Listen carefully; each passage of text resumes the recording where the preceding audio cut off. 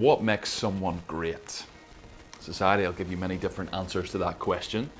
They'll say that greatness is accomplished by maybe the things that you've achieved, how good you look, the number of followers you have, or how much money you've got in your bank balance.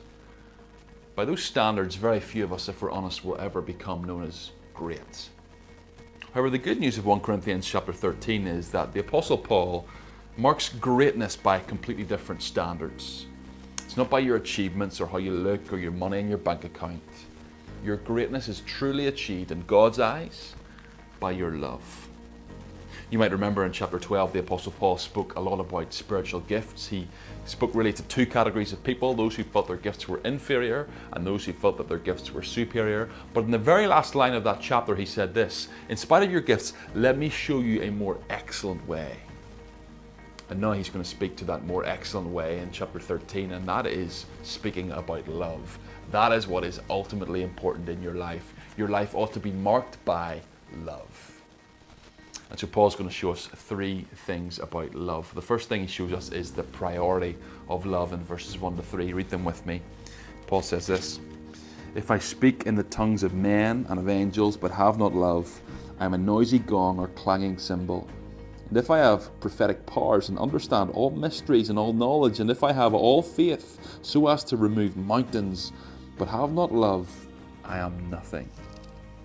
If I give away all that I have, and if I deliver up my body to be burned, but have not love, I gain nothing. Paul effectively says here, you could be the most gifted person on the planet. You could be the one that everyone envies. But if you don't have love at the same time, everything's meaningless. All those gifts are meaningless. All of your gifts are totally irrelevant. In fact, it's like a clashing gong. Imagine just hearing someone go up to a drum kit and hitting a cymbal over and over and over and over and over again. It's a pretty deafening sound. But the Apostle Paul says that's the kind of sound that you make in God's ears. If you do all these great things, humanly speaking, but have not love, you're just like a gong or a cymbal being smashed. In fact, it's not even speaking purely of your gifts. But Paul says here, even if I have all the faith that could move the mountains, but I have not love, I'm nothing. You could do the most noble act. You could give away all your money to the poor. What a great thing to do. But if you don't even do it with love, the Apostle Paul says it's meaningless. It's just going to get burned up.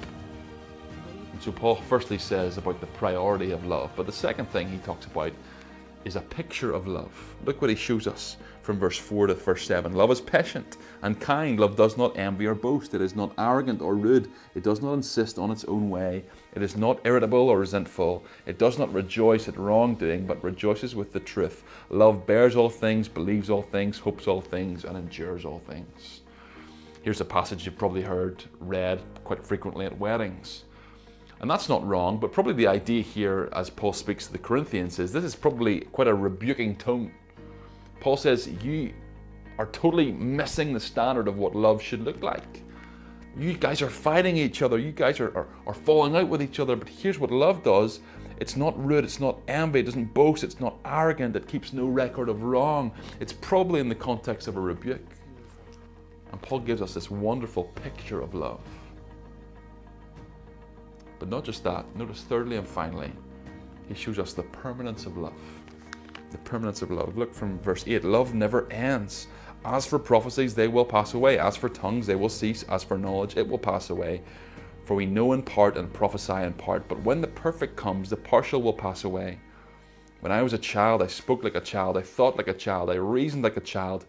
When I become a man, I give up childish ways. For now we see in a mirror dimly, but then face to face. Now I know in part, then I shall know fully, even as I have been fully known. So now faith, hope, and love abide, these three, but the greatest of these is love. Paul says, make love your priority. Why? Because love will be permanent. It will never end. Don't emphasize these gifts so much, because here's the truth. Your gifts are all going to pass away. One day your gifts are going to become irrelevant. When's that day going to be? Verse 10, when the perfect comes. Probably a reference to the second coming of Christ. When Christ comes, all your spiritual gifts will be null and void. They won't have the purpose for which they were first there. Rather, love will continue forever. Paul uses this illustration. He says, when I was a child, I thought like a child and spoke like a child. It can be easy to read that and think that he's just rebuking the Corinthians, calling them childish.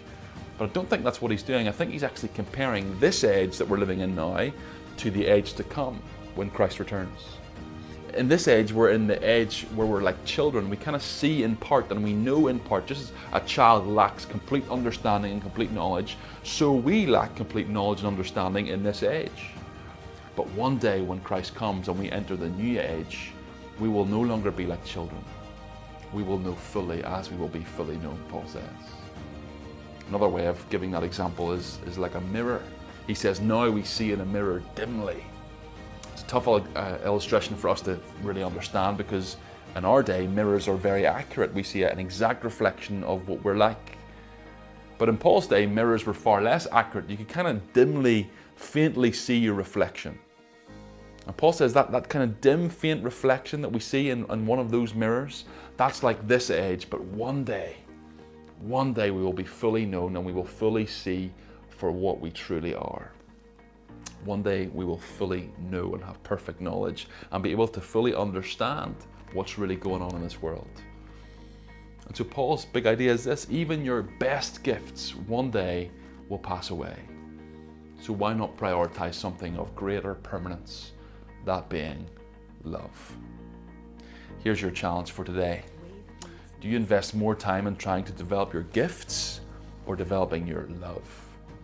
What would you rather be known for? Someone who's really gifted or someone who's really loving? Paul says if you compare those two things, they don't even compare. Make love your priority. Hope you have a great day.